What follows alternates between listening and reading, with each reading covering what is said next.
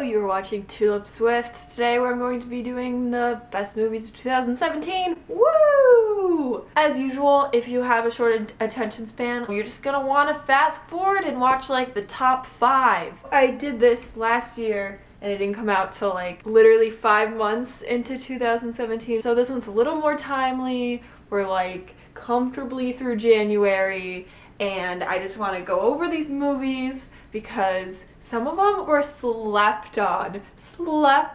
So let's get started. At the bottom, Baywatch. Thought it was kind of cool. It was kind of good. It made me laugh. I love Zac Efron playing like this really annoying gold medal winner. He's just the worst. Okay, 16 is Guardians of the Galaxy Volume 2. It was really funny and I love What's-Her-Face. We meet her sister and I was like, oh my god, that's literally me and my sister. It was a movie. 15, Power Rangers. I love cliche high school movies. There's like a good like 25% at the beginning that's just like high school and then all the action started happening and I'm like, I lost interest. But like, I remember sitting in the theater being like, this is the exact kind of movie I want to see. If there were no Power Rangers and it was just like a high school drama, like I would watch 10 seasons of that. 14, I didn't know what to do with this one, so I just put it in. 14 is La La Land, which came out in December of 2016, and I don't think I put it in that video because I didn't see it until January. 13 is It. I don't know, I really like scary movies, and it was trying to be scary, but it was just so dumb sometimes. It was just like scary, all these scary things, and they try to hit all of these fears. You gotta stick to one thing. I like movies that aren't for kids necessarily, but are like about kids and starring kids. And I like Finn Wolfhard. He's quirky. He made me laugh a lot. Is this clown only going after virgins? The villains in It, like these boys that are bullies, they just weren't believable. The bullies in the original one are really scary and they have knives and they look like they're gonna kill you. In the new one, it's just this like punk kid and he just looks like he's going through an emo phase. 12 goes to Spider-Man Homecoming. You know, it's like when the Andrew Garfield Spider-Man came out, I'm like, oh my gosh, this is so weird. We just made a Tobey Maguire Spider-Man. I like it's like an underdog story and I like Iron Man as like a father figure. I thought the villain was kind of cheap. Unexciting. Tom Holland is so lovable, so charming. I love Zendaya. 11.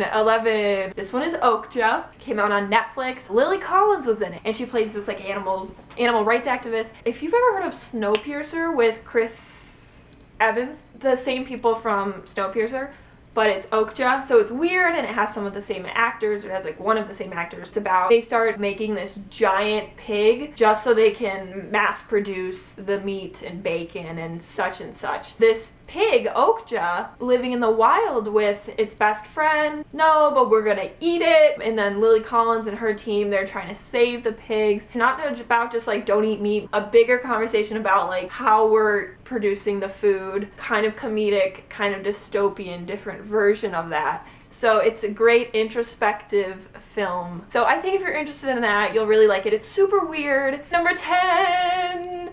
Justice League. This is a movie that y'all slept on this year. It got slept on. Listen, I am tired of going to these overhyped Marvel movies. The villains are better in DC. I like that it's darker and it plays on like humanity. It plays on like God and politics and power. I feel like DC is deeper and darker and more diverse. So Justice League was really good. I think it got slept on. It was kind of dumb sometimes. It like went through 2 directors or there was some extra shooting. Anyways, Ezra Miller did a great job. I thought he was so good. Everyone feels really grounded in Justice League. Even if that movie was only released to make me happy, it succeeded. 9 is Baby Driver. This movie came out of nowhere with none other than Ansel Elgort. This man has never sold it to me in a film. Not Divergent, not The Fault in Our Stars, and then he did it. Great job! What they did with the music to go along with the car chase sequences was just really like smart and done really good. I'm a film major. I like the girlfriend, but she was kind of flat. B-A-B-Y baby. Ansel Elgort, okay, you did it for me, but your accent, I'm gonna give you a 4 out of 10. It just went in and out. It's like whenever you felt like it, it was there. I don't like how the ending is, but most of it was good. Number 8, Star Wars The Last Jedi. For some reason, I just feel so distant from this fandom. I feel like I'm not in it. I feel like I'm not a part of it. Some of it has to do with I'm just like repulsed by the hype. I'm still holding on to that little piece of me that says Star Wars is like against Star Trek, and then I feel defensive. I think it was just too long, which is dumb because like it's a huge franchise and they want to make it like a big long film and put a lot in there. For me, I see it more like casually, more recreationally, so I don't like sitting there for like, it turns into like 3 hours with trailers, and by the time you get out of it, I don't go out of that feeling, oh, that was great. I feel out like, I'm glad it's over now. I have a lot of other things I want to do today, and that took up a lot of time. I'm a huge fan of Adam Driver. He did so great in this movie. It was kind of hard to see him like so dark, but he kind of like, it's like, should he go towards the light? Force Awakens, I was like, Finn who? I love Rey. This one, I'm like, Rey who? I love Finn. Kylo Ren. He's just so evil and I really don't like him, and he's so petty, but like I really felt like I understand him more. No one ever believed in him. They were just like, oh, he's gonna go dark. We lost all hope in him. They didn't even like give him the chance, and I really could sympathize with him in this film. Number 7. Okay. This movie I saw at Traverse City Film Festival, which is the coolest film festival in the world. It's called The Divine Order.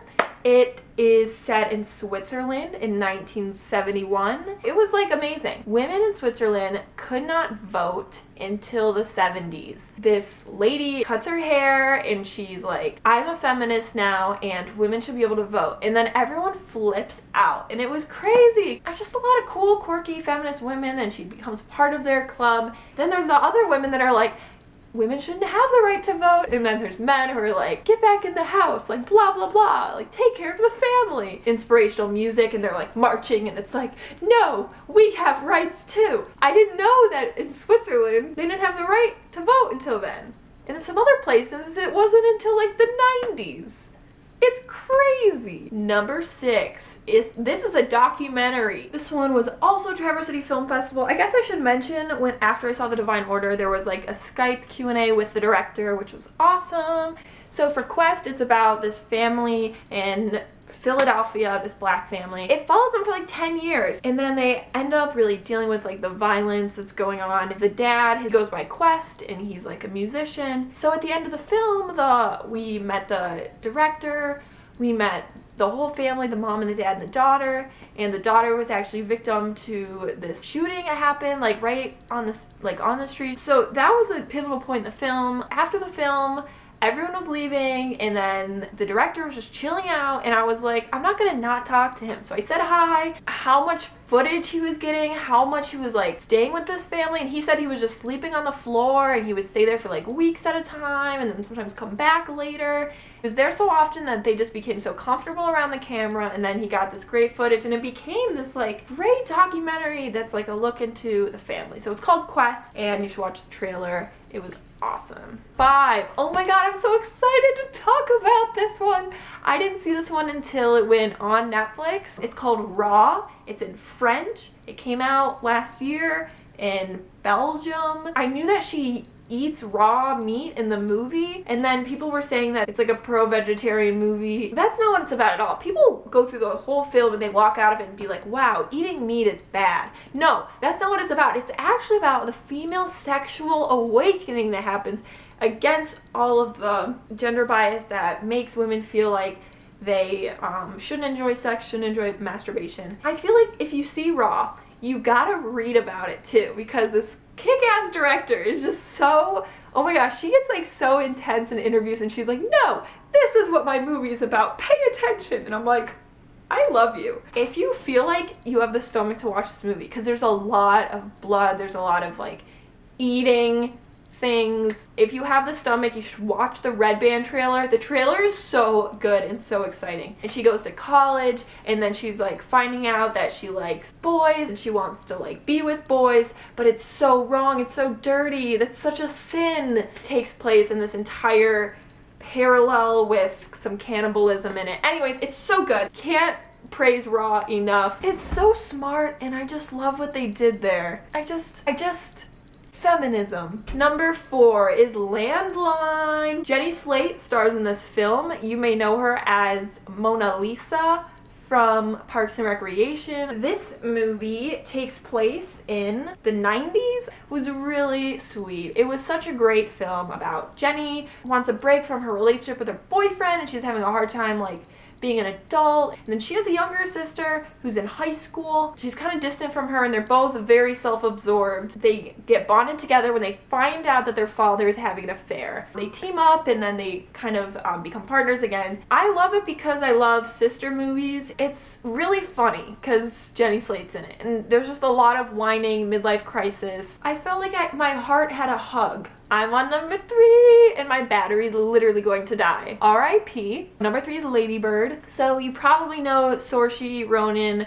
by now. She's getting a lot of attention. She was hosting SNL. I recognize her all the way from The Host, that Stephenie Meyer movie. So Lady Bird takes place in the 2000s, 2004. She calls herself Lady Bird. She goes to Catholic high school. She's a senior. She wants to get out. She also wants to fall in love, and she wants to go to an Ivy League school and be a writer and experience culture. What I love about Lady Bird is I just read and watch films about girls who are so selfless. They put everyone before themselves, and they don't know how to care for themselves. Lady Bird is about this girl. She's 17, 18, and it's all about her.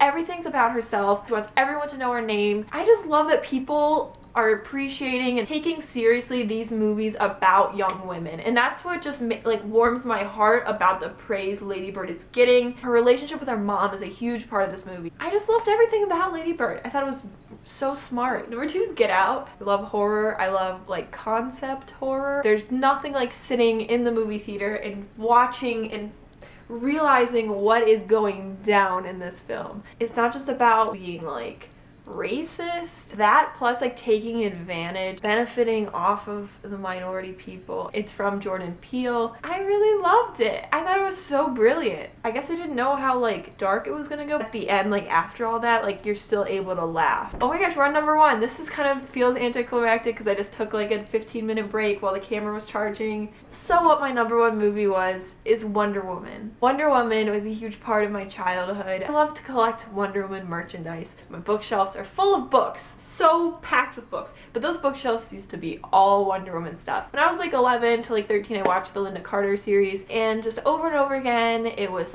they're gonna make Wonder Woman a TV show, they're gonna make Wonder Woman a movie, and I lost faith over and over and over again. It's finally here, and to see Gal Gadot give the support and say Happy Hanukkah in Hebrew, speak for women and say some great things. So Wonder Woman came out on my prom night, my senior prom. I can't believe this is real. I can't believe I just went to prom. I can't believe I'm graduating high school. Abby Barnett, it's her time. She's moving on. She's becoming an adult. Let's make her the Wonder Woman film that she's been waiting for. I got really emotional to just see all women, Amazonian women training. That made me so emotional. Diana is unapologetically full of love and hope.